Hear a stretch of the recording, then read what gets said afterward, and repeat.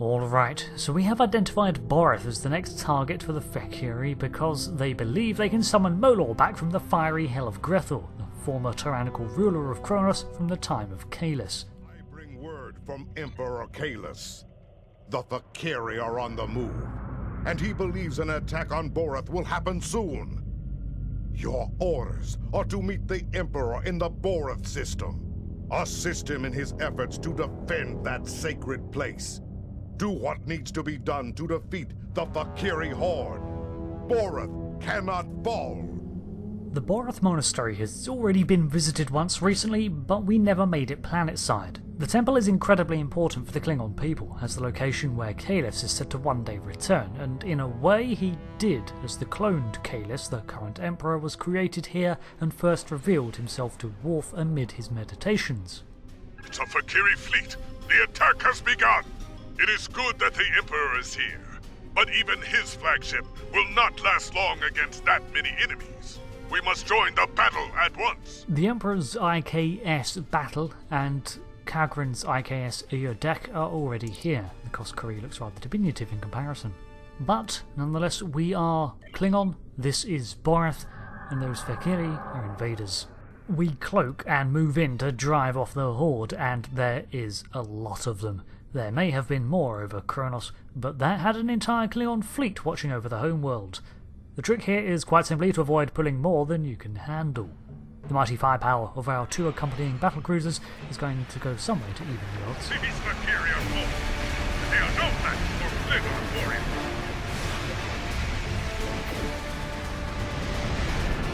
The Fek'ihri fight well. Good. I prefer a challenging battle. To me, my warriors! Show these demons how a Klingon fights! Some say that space is home to cold wars. The fire of battle always warms the heart. It seems he has embraced his role as a motivational symbol for the Empire, even against his detractors. Unfortunately, his words do nothing to lessen the incoming energy fire lancing across the depths of space. We take a succession of heavy blows and almost lose the Kagran to the enemy. Rather than retreat, we follow the old adage of a good defence being a good offence and take out those that were firing upon us. There, that should lessen the impact somewhat. One skirmish survived, and we move to engage the next swarming of demon ships, and the Emperor's vessel unleashes a mighty, smiting salvo on the approaching enemy. We didn't really get a chance to fight alongside it back in the Sanic system, so now we get to witness its full power. And I gotta say, it's impressive. As before, we close in on the last group of Fek'ihri. However, this group has within its ranks a Farang dreadnought carrier that can not only launch its shuttles, but also seems to be able to deploy the very spectral souls of the Fek'ihri themselves to pursue us.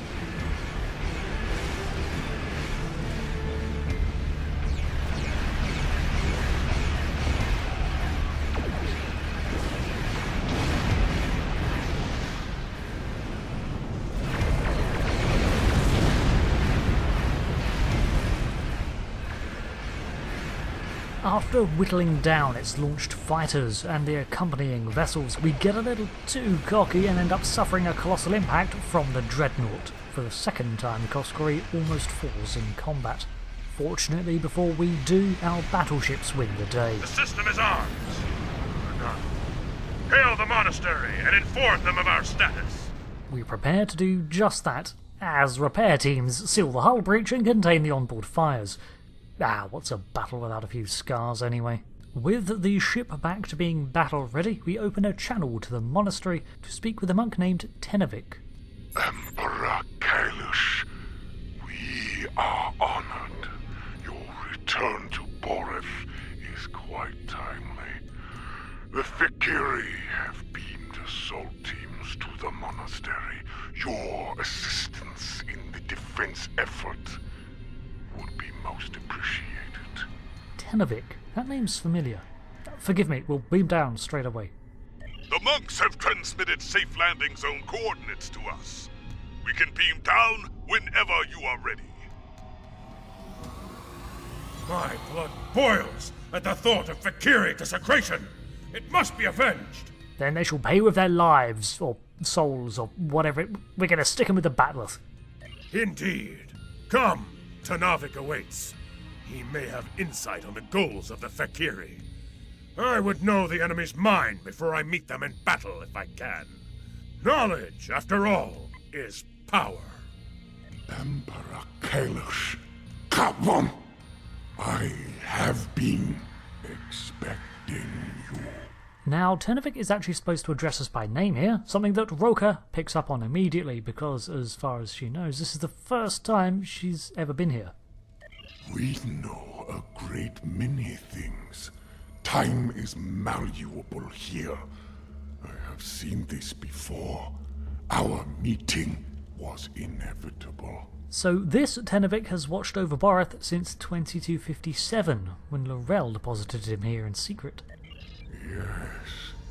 You must travel with the Emperor to the shrine of Kahless. The Fek'ihri seek to do the same. We believe they intend to conduct a foul ritual there. We must prevent that from happening. The Fek'ihri really seek to perform this ritual? It wouldn't actually work though, right? I mean, it's not real. Very well. Lead the way, Monk. We will stop the demons. Put an end to their desecration of this sacred place. Exactly. I mean, demons or not, we need to get them off this planet. Tenovic here is voiced by Sam Witwer of Force Unleashed, Battlestar, and just so many other cool roles fame.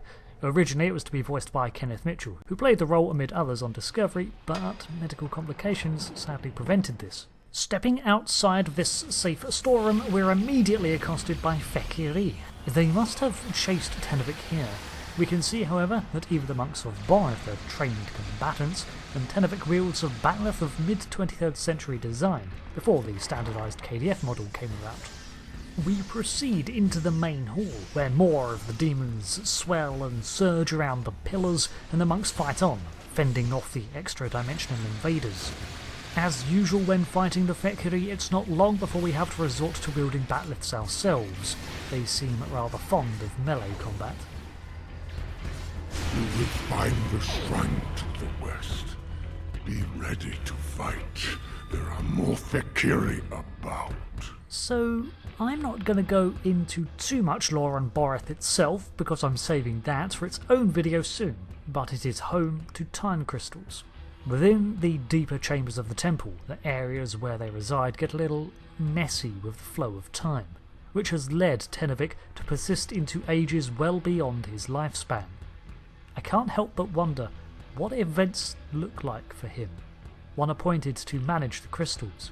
He receives a myriad of visions in watching over them, and one day he may enter these vaults and leave after an hour only to find 20 years have passed, or even that he emerges the day before he entered. I can't say I envy his existence, but it must give him a unique perspective, to say the least. Behind every door the demons rage, waiting for us, and waste no time throwing themselves upon our swords and burning disruptor fire. The shrine is just ahead.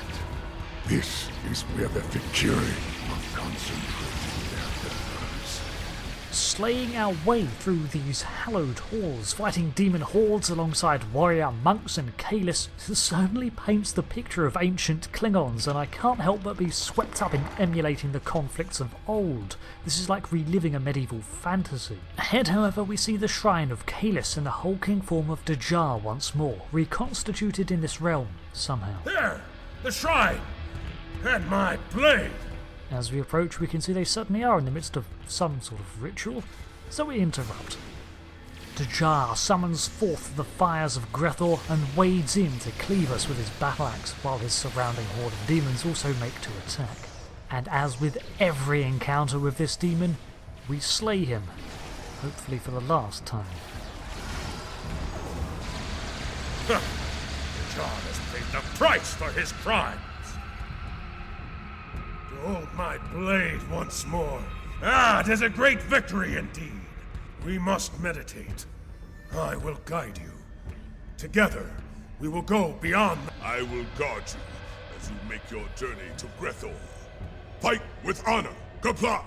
Before the dialogue clipped itself, Kahless was informing us that defeating the Fek'ihri here would not be enough. They would return again and again, as Deja seems to be proof of. We are to follow them into Grethor, into the fiery hell itself, and slay the one directing them from the afterlife, Molor. He says that meditation guided by his words will see us to the land of the dead in our living state, and we can do battle there. This all seems rather spiritual and, dare I say, magical. But if you're looking for a scientific answer, as Roka is, then look about this place. It is a burning cavern of intense heat exposed to volcanic fumes. Hallucination and passing out to vivid dreams would not be unheard of. This whole story arc has been a blurring of myth, science and religion in much the same way as DS9 asks the question, wormhole aliens or prophets or both? Is Grethor real? Are we about to go there in our minds, somehow unbound from this physical realm? And if so, then is Grethor another reality, dimension, or actually Klingon hell? Did we just defeat the Fek'ihri in earnest already? And if so, then what we are about to do is only going to be a mass hallucination informed by Kahless' words, legends, and today's events. Listen. Hear the call of our ancestors. Heed the voices of those who have gone before us. I don't feel so good, Mr. Kahless. It is to be expected. Steel yourself. We are going to the darkest place a Klingon can go. The depths of Grethor. There, we must stop Molor and his hordes before they come forth to raise the land of the living. Okay, let's go do that. This is really hot in here, and I think I can feel my spirit leaving my body. No, I'm passing out. Yep, passed out. Warrior, heed me now. The time has come at last. What? Go boldly, fear nothing, and prepare yourself for the descent. Prepare for the final steps of your journey to Grethor. Woo, Boreth's Gate, descent into Grethor, let's go. That is a lot of smog in this room. It looks weird. Oh, is that lightning? Wait. Where am I? Oh no. This looks like a barge. Ready your weapon. The ferryman approaches, and his mood is foul indeed. He may seek a toll, paid in blood. Show him who you are. Show him that you are Klingon. The ferryman? So you're saying this is the barge of the dead, and this boat is the crossing point between life and death. Stovacall, Grethor and the living world. Alright, I'm certainly experiencing something, so we'll say you're right for now. This is the place for the dead. Leave now, or you will join them. And with that single warning, the ferryman draws his weapon and attacks us, as do some of the warriors riding his barge. The skirmish is short and brutal, but when it ends, the warriors that attacked us are slain, or at least halted. I don't think they can actually die. You have triumphed. Speak. Why are you here? So, we've proven ourselves, right? What was that for? It is not your time. You do not belong in this place. No, I don't think I do, but tell me, ferryman, who are you? I am Kotar. I am the first Klingon. In my time, I was a powerful warrior. The gods grew jealous of my might and scorned me. I could not allow this insult to pass, so I killed them all in battle. As punishment, I must spend eternity here as master of this vessel. It is I who deliver the souls of the condemned to Grethor. It is not your time. You do not belong in this place. In Legends, Kotar did indeed slay the Klingon gods and find himself consigned to this duty for eternity. Next to Kahless, there is probably not a more famous figure in Klingon mythology. However, the skeptical part of Roka here cannot help but note that he is using a bat'leth, a weapon that was developed by Kahless long after Kotar's deicide. So either this is a hallucination being shaped by Roka's expectations of a Klingon warrior, or he picked up a bat'leth for himself after Kahless' time, or the afterlife itself is shaped by expectation. Take your pick. But after introductions, we tell him we're here to kill Molor. I have heard grumblings from Grethor, tales of Molor's plans to overthrow Fek'ihri and invade the realm of the living. This cannot be allowed. If you aim to stop Molor, I will help you. No wonder you want to stop him. Imagine how busy you'd be your aid is appreciated very much. I will take you to Grethor. It is not a quick voyage, however. If you want to get there faster, you'll need to convince the rowers to put their backs into it. The rowers of the barge sat in sullen contemplation of the upcoming fate. And although there are 15 in total, there are 3 we find familiar. So, it's you, the filthy Tarkat who led the treacherous attack on my house. At last you are punished for your dishonorable acts. Perhaps there is some justice in the galaxy after all. Sgen of House Torg. We never got a chance to speak. I was unsure if you were as dishonourable as your father. We faced Sgen alongside Kimtar and House Martok when we raided House Torg's base in the Gorath system. Sgen was killed in revenge for Maven, but his father would then enact his vengeance by killing Alexander. All that separates Sgen, really, is that he seems to be complicit in Torg's duplicity and alliance with the Tal Shiar. Unfortunately, Sgen, we are not dead yet. A lie! No one can leave this place, least of all a Kotal like you. Tell me, how did you die? Did my father kill you? Or was it one of our Tal Shiar allies? If only I could have seen you fall, and the glory that came to House Torg when my father's vision was realized. We can try to talk him over to our side, but anger gets the better of me, and we inform him that his father and his entire house has been exiled from the Empire, like the traitorous fools that they are. You lie! My father was a great warrior, far greater than you, or Worf, or his mongrel son. I will not take this from you, Tarkak. I have all eternity to kill you. You have all eternity to fail. Stand up and let me put you back on your ass.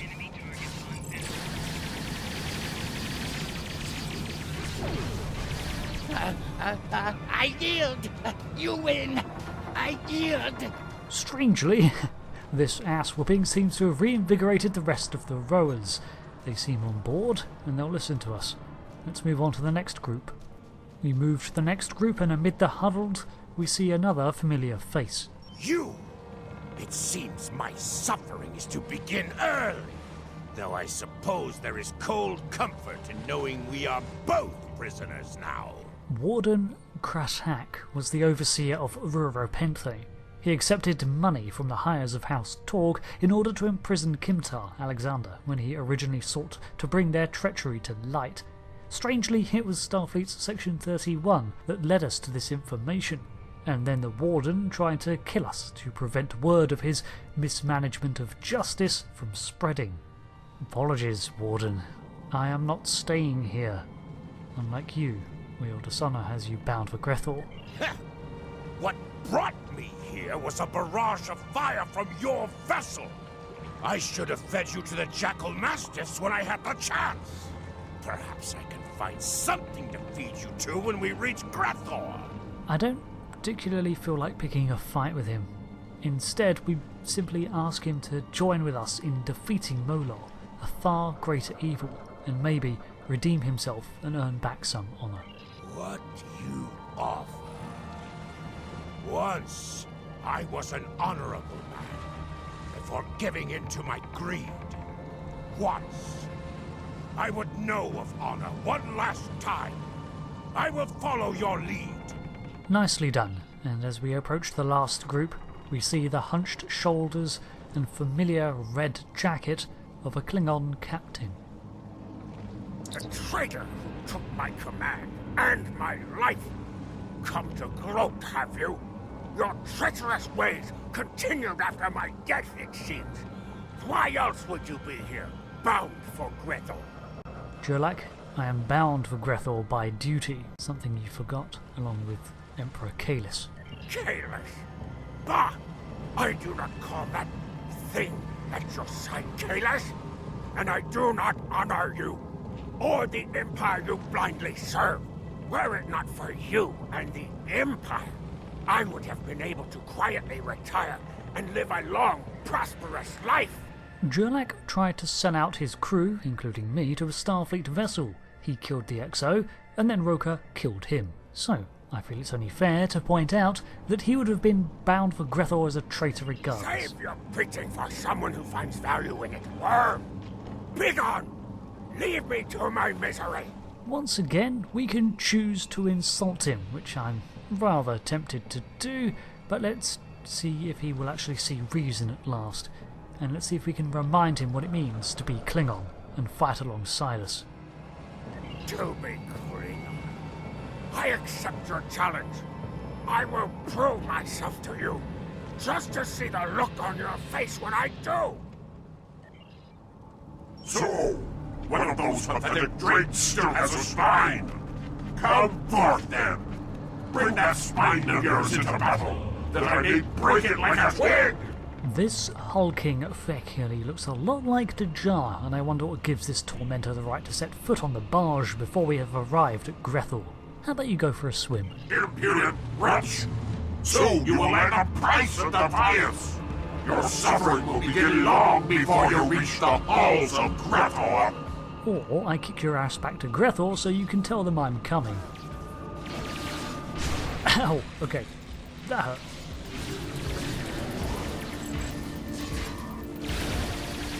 We surround this Titan and force him into a corner where he's eventually dispatched. Glorious! Such is the fate of all Fek'ihri who challenge a true Klingon warrior. And behold, we approach our destination, where our greatest challenge awaits. Are you ready, my friend? Shall we storm the gates of Grethor? I guess we shall, my Emperor. I don't know if this is real, but right now it feels it, so I'll see my duty done. Thank you for watching as we descend into Grethor, and I hope to see you back for the final part of this Klingon arc. Until then, I've been Rick, and Qapla'.